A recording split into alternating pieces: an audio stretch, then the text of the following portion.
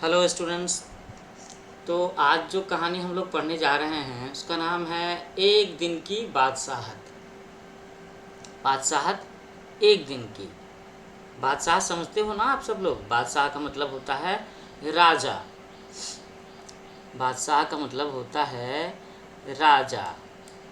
और अगर किसी को एक दिन का राजा बनने का मौका मिल जाए तो आप सब बच्चे बताओ कि अगर आप एक दिन के लिए राजा बन जाते हो तो क्या करोगे। कोई बच्चा चाहेगा कि वो अमेरिका घूम आए, कोई बच्चा चाहेगा कि उसके पास एरोप्लेन आ जाए, है ना। कोई बच्चा चाहेगा कि वो कुछ ऐसा कर ले कि उसे स्कूल ही ना जाना पड़े। ऐसा भी हो सकता है कि कोई स्टूडेंट अपने फेवरेट कार्टून कैरेक्टर से मिलना चाहता हो, स्पाइडरमैन से, सुपरमैन से।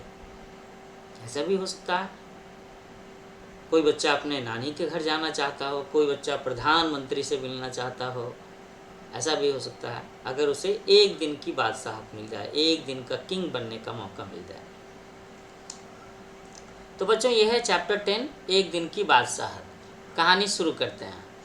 आरिफ, सलीम, चलो फ़ौरन सो जाओ। मम्मी की आवाज़ ऐन उस वक्त आती थी जब वे दोस्तों के साथ बैठ कव्वाली गा रहे होते थे, या फिर सुबह बड़े मज़े में आइसक्रीम खाने के सपने देख रहे होते कि आपा झंझोड़ कर जगा देती, जल्दी उठो स्कूल का वक्त हो गया। तो इसका मतलब क्या है कि इसका मतलब ये है कि मम्मी की आवाज़ ऐसे आ रही है कि चलो चलो सो जाओ, है ना। और किन बच्चों को सोने के लिए मम्मी कह रही हैं? मम्मी कह रही हैं आरिफ को और सलीम को। और ये बात, ये डायलॉग, ये मम्मी का ये जो इंस्ट्रक्शन आ रहा है, ये तब आ रहा है जब ये दोनों बच्चे दोस्तों के साथ बैठ कर के हंसी मजाक के मूड में होते थे, गा रहे होते थे। या फिर तब आती थी जब वे आइसक्रीम खाने के सपने देख रहे होते थे और माँ झिंझोड़ कर जगा देती, है ना। सवेरे सवेरे माएँ बच्चों को कैसे जगाती है? हाथ पैर सिर हिला करके, उठो उठो स्कूल जाने का वक्त हो गया। अब दोनों की जान मुसीबत में थी। हर वक्त पाबंदी, हर वक्त तकरार, अपनी मर्जी से चूँ भी नहीं कर सकते थे। कभी आरिफ को गाने का मूड आता तो भाईजान डांटते, चुप होता है या नहीं। हर वक्त मेढक की तरह डराया जाता है। तो बच्चे होते हैं ना, वो तो बस अपने मन के का करना चाहते हैं। और यहाँ पर हम लोग देख रहे हैं कि कैसे बच्चे अपना रिएक्शन जाहिर कर रहे हैं कि हर वक्त पाबंदी, हर वक्त तकरार। तकरार का मतलब ये कि करना कुछ और चाहे हो और करने को कुछ और कहा जाए। बाहर आओ तो मम्मी पूछती कि बाहर क्यों गए। अंदर रहते तो दादी चिल्लाती, हाय मेरा दिमाग फटा जा रहा है शोर के मारे। अरे रजिया, जरा इन बच्चों को बाहर हाँक दे, जैसे बच्चे ना हुए मुर्गी के चूजे हो गए। तो हाँकने का मतलब कैसे होता है? हाँकने का मतलब होता है जैसे कोई डंडा लेकर के जानवरों को हाँक रहा हो चरागाह में, इधर जाना है उधर जाना है, ऐसा। दोनों घंटे बैठकर इन पाबंदियों से बच निकलने की तरकीबें सोचा करते। तो पाबंदियों को क्या कहेंगे हम लोग? पाबंदियों को कहेंगे रिस्ट्रिक्शंस, है ना। कि तरह तरह का जो रोक लगा हुआ होता है ना, वो कहेंगे हम लोग रिस्ट्रिक्शन। स्कूल कॉलेज में भी बहुत सारे रिस्ट्रिक्शन होते हैं कि आपको ये नहीं करना है, वो नहीं करना है, ऐसे रहना है, ये होता है ना। अच्छा, एंड व्हाट अबाउट तरकीब? तरकीब क्या होती है बच्चों? तरकीब होती है जिसमें बच्चे तरह तरह के ट्रिक सोचते हैं, किसी चीज़ से बच निकलने के तरीके, है ना। तरकीब ये। उन दोनों से तो सारे घर को दुश्मनी हो गई थी, लिहाजा दोनों ने मिलकर के एक योजना बनाई और अब्बा की खिदमत में एक दरख्वास्त पेश की। खिदमत आप समझ सकते हो। दरख्वास्त का मतलब है एप्लीकेशन। एप्लीकेशन ये आप लोग लिखते हैं ना स्कूल में, छुट्टी के लिए, लाइब्रेरी की मेंबरशिप के लिए, स्कॉलरशिप के लिए। बच्चों को बहुत सारा एप्लीकेशन लिखना होता है। कभी कभी जब वो स्कूल से एब्सेंट हो जाते हैं तो भी उन्हें अपने स्कूल में एप्लीकेशन देना होता है सिक लीव के लिए, छुट्टी के लिए। तो देखते हैं कि आरिफ और सलीम इन लोगों ने मिलकर के कौन सी स्कीम बनाई है और कैसा एप्लीकेशन दिया है अपने अब्बू को, अब्बू कहते हैं पिताजी को। आमतौर पर मुस्लिम बच्चे अपने पिता को अब्बू कहते हैं, डैड को अब्बू कहते हैं। तो एक दिन उन्हें बड़ों के सारे अधिकार दे दिए जाएं और सब बड़े छोटे बन जाए। ये क्या बात है भला? तो यही वो रिक्वेस्ट है, यही वो दरख्वास्त है जो आरिफ और सलीम ने तैयार किया है, और वो लिख कर के अपने घर के बड़े, अपने अब्बू को दे कर के आते हैं। क्या कि एक दिन उन्हें बड़ों के सारे अधिकार दे दिए जाएं और उस दिन सभी बड़े छोटे बन जाएं।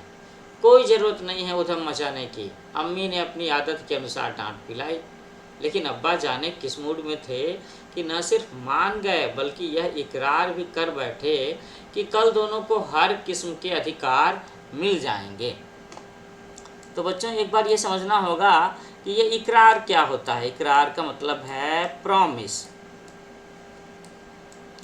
तो ये वाली जो एप्लीकेशन है, ये जो रिक्वेस्ट है, दरख्वास्त है, ये सुनकर के मम्मी तो नाराज़ हो गई, लेकिन अब्बू जाने किस मूड में थे कि उन्होंने बच्चों की ये रिक्वेस्ट मान ली और उन्होंने प्रॉमिस भी कर दिया कि कल जो अगला दिन आने वाला है उस दिन बच्चों को ये सारे के सारे अधिकार मिल जाएंगे। अधिकार का मतलब होता है राइट्स, है ना। बड़े होने का अधिकार मांगा था ना इन्होंने। एक दिन के लिए बड़े बन जाएंगे ये दोनों छोटे बच्चे, और घर के जितने बच्चे हैं, जितने बड़े हैं, वो सब के सब उस दिन छोटे होने वाले हैं। तो देखो क्या इंटरेस्टिंग मोड़ आने वाला है इस कहानी में।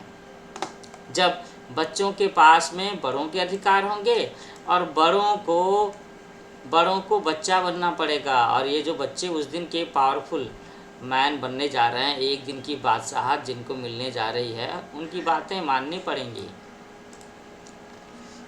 अभी सुबह होने में कई घंटे थे कि आरिफ ने अम्मी को झिंझोर डाला, अम्मी जल्दी उठिए, नाश्ता तैयार कीजिए। तो बात समझ रहे हो ना बच्चों? ऐसे रोज़ होता था ना कि अम्मी बच्चों को उठाया करती थी कि चलो उठो, तैयार हो जाओ और स्कूल जाओ। तो अब आज के दिन ये सारा का सारा अधिकार बच्चों के पास में है। तो आरिफ अपनी अम्मी को हिला डुला करके जगा रहा और कहता है कि अम्मी जल्दी उठिए, नाश्ता तैयार कीजिए। तो हो गई एक दिन की बादशाह शुरू।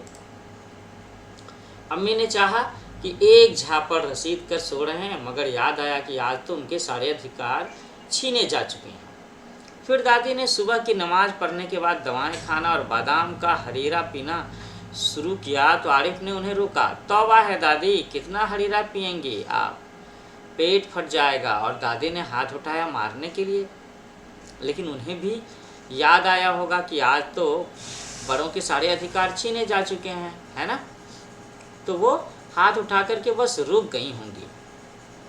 अब नाश्ता मेज़ पर आया तो आरिफ ने खानसामा से कहा कि अंडे और मक्खन वगैरह हमारे सामने रखो, दलिया और दूध, बिस्किट इन सब को दे दो। तो खानसामा का मतलब क्या है यहाँ पे? खानसामा का मतलब है कुक। तो चूँकि आज बच्चों की मर्जी चलने वाली है, तो बच्चों ने वो सारे के सारे फूड आइटम्स, वो सारी रेसिपीज़ बड़ों के सामने में बढ़ा दिए, है ना। और जो बच्चों को खाने का मन होता था वो उन्होंने अपने सामने में रखवा दिया। अंडे और मक्खन हमारे सामने रख दो, और दलिया और दूध, बिस्किट इन सबको दे दो। तो इसका मतलब है इन बच्चों को रोज़ और रोज़ दलिया और दूध बिस्किट ही खाना होता था। आपा ने कहर भरी नज़रों से इन्हें घूरा, मगर बेबस थी क्योंकि रोज़ की तरह आज वह तरमाल अपने लिए नहीं रख सकती थी। सब खाने बैठे तो सलीम ने अम्मी को टोका, अम्मी ज़रा अपने दांत देखिए, पान खाने से कितने गंदे हो रहे हैं। मैं तो दांत मान चुकी हूँ। अम्मी ने टालना चाहा, नहीं चलिए उठिए। अम्मी निवाला तोड़ चुकी थी, मगर सलीम ने ज़बरदस्ती कंधा पकड़कर उन्हें बिठा दिया। तो पूरी तरह से आज के दिन बच्चों की बादशाहत चल रही है। वो जैसा चाह रहे हैं वैसा करवा रहे हैं सबसे, अम्मी से, अब्बू से, दादी से, है ना। तो अम्मी को गुसल खाने में जाते देख करके सब हंस पड़े, जैसे रोज़ सलीम को ज़बरदस्ती भगा करके हंसते थे। इसका मतलब ये भी है कि सलीम नाम का जो बच्चा है वो रोज़ के रोज़ ब्रश नहीं खाता होगा, ब्रश नहीं करता होगा और नाश्ते की टेबल पर आ जाता होगा, ऐसा कुछ रहा होगा।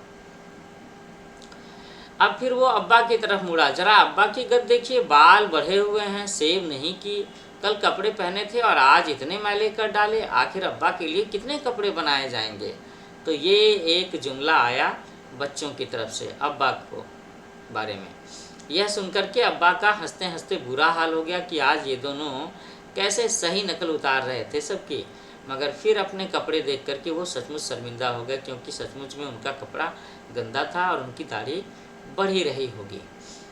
तो थोड़ी देर के बाद जब अब्बा अपने दोस्तों के बीच बैठे और अपनी नई गज़ल लहक लहक कर सुना रहे थे, तो आरिफ फिर चिल्लाने लगा, बस कीजिए अब्बा, फ़ौरन ऑफिस जाइए, 10 बज गए। तो बच्चों का हुक्म चालू है, बच्चे आज हुक्मरान बने हुए हैं ना। तो जिस तरह से रोज़ रोज़ बच्चों के ऊपर में नई नई पाबंदियाँ लगाई जाती थीं, उन्हें स्कूल जाने के लिए कहा जाता था, वैसे ही आज बच्चे अपने बड़ों से कह रहे हैं। चुप चुप, अब्बा डांटते डांटते रुक गए। बेबसी से गज़ल की अधूरी पंक्ति दबाए पाँव पटकते आरिफ के साथ हो लिए। अब आगे क्या होता है कि रजिया जरा मुझे 5 रुपये तो देना। अब्बा दफ्तर जाने को तैयार होकर के बोले, 5 रुपये का क्या होगा, कार में पेट्रोल तो है। आरिफ ने तुनक कर अब्बा जान की नकल उतारी। जैसे अब्बा कहते हैं कि कन्नी का क्या करोगे, जेब खर्च तो ले चुके। इसका मतलब रोज़ रोज़ जब बच्चे स्कूल जाते समय में जेब खर्च मांगते थे, कन्नी मांगते थे, तो अब्बू उससे ऐसा कहते होंगे। तो थोड़ी देर के बाद खानसामा आया। बेगम साहब आज क्या पकेगा।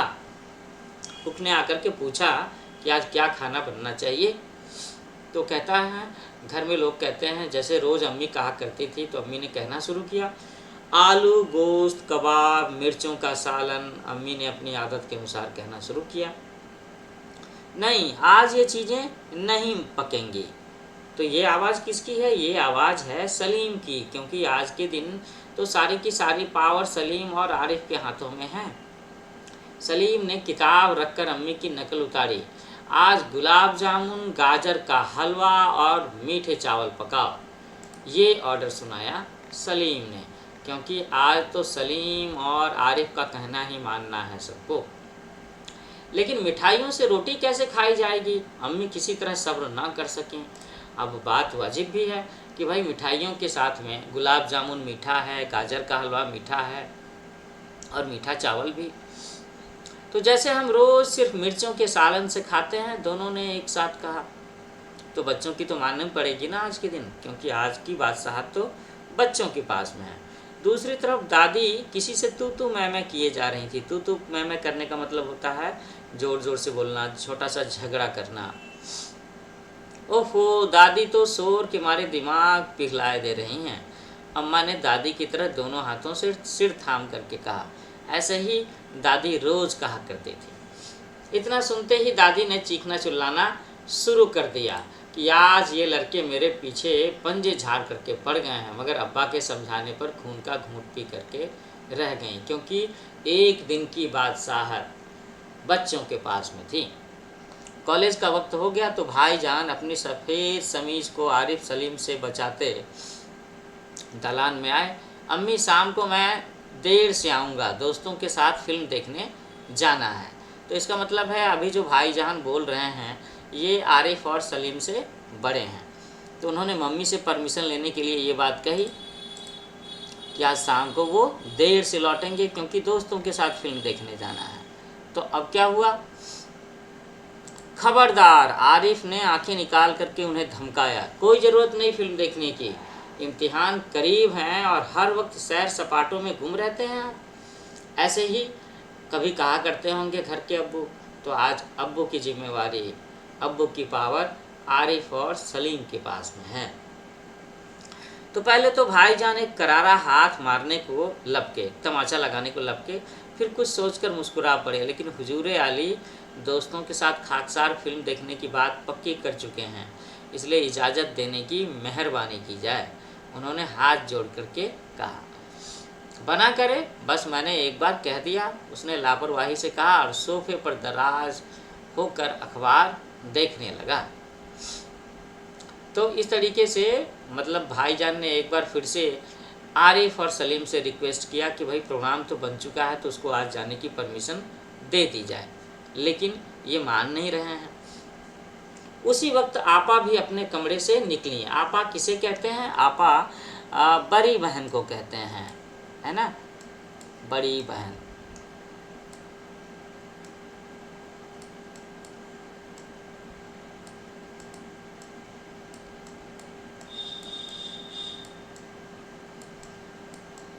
अब देखें ये दोनों बच्चे आपा पर क्या हुक्म ला देते हैं। एक निहायत भारी साड़ी में लचकती लटकती बड़े ठाठ से कॉलेज जा रही थी। तो अब देखिए क्या कहते हैं ये दोनों के दोनों। आप सलीम ने बड़े गौर से आपा का मुआयना किया। इतनी भारी साड़ी क्यों पहनी? शाम तक तो गारत हो जाएगी। इस साड़ी को बदल कर आइए, आज वह सफ़ेद वायल की साड़ी पहनना। सॉरी। अच्छा बहुत दे चुके हुक्म। आपा चिढ़ गई। हमारे कॉलेज में आज फंक्शन है, उन्होंने साड़ी की सिकने दुरुस्त की। हुआ करे, मैं क्या कह रहा हूँ सुना नहीं? आप इतनी अच्छी नकल, आपा की इतनी अच्छी नकल देख करके आपा शर्मिंदा हो गई। बिल्कुल इसी तरह वह आरिफ और सलीम से उनकी पसंद की कमीज उतरवा कर निहायत बेकार कपड़े पहनने का हुक्म लगाया करती हैं। तो अब दूसरे दिन की सुबह शुरू हुई। दूसरे दिन की सुबह शुरू होने का मतलब क्या है कि अब इन दोनों की एक दिन की बादशाहत जा चुकी है। अब घर में सारी व्यवस्था पहले की तरह से है। अब घर के मालिक तो बड़े लोग हैं, और बड़े लोग हैं कौन? अब्बू, अम्मी, आपा, भाईजान, दादी। तो अब इन दोनों बच्चों को, आरिफ और सलीम को, बड़ों की बातें माननी होंगी। तो अब देखते हैं कि क्या सीन है कि सलीम की आंखें खुली तो आपा नाश्ते की मेज़ सजाए उन दोनों के उठने का इंतज़ार कर रही थी। अम्मी खानसामा को हुक्म दे रही थी, हर खाने के साथ एक मीठी चीज़ ज़रूर पकाया करो। अंदर आरिफ के गाने के साथ भाईजान मेज़ का तबला बजा रहे थे और अब्बा सलीम से कह रहे थे कि स्कूल जाते वक्त एक चवन्नी जेब में डाल लिया करो, क्या हर्ज है। तो हम लोग क्या देख रहे हैं कि ये जो एक दिन की बादशाहत, एक दिन का पावर मिला आरिफ और सलीम को, तो उस दिन इन्होंने जो जो चीज़ें की, जिस तरीके से उन्होंने अम्मू, अब्बी और दादी की नकल निकाली, भाईजान और आपा का नकल किया, कुछ इन्होंने खाने में अपनी मर्ज़ी की बातें की, है ना, और किस तरह से पापा के, अब्बू के ऑफिस जाते समय में रोक लगाया 5 रुपये वाली बात पर। इन सब चीज़ों का कुछ न कुछ असर ज़रूर हुआ। तभी तो अगले दिन जब सवेरा होता है तो देखते हैं कि बातें थोड़ी बदली सी हैं, क्योंकि अम्मी खानसामा को हुक्म दे रही थी कि भाई रोज़ खाने के साथ एक मीठी चीज़ ज़रूर पकाया करो।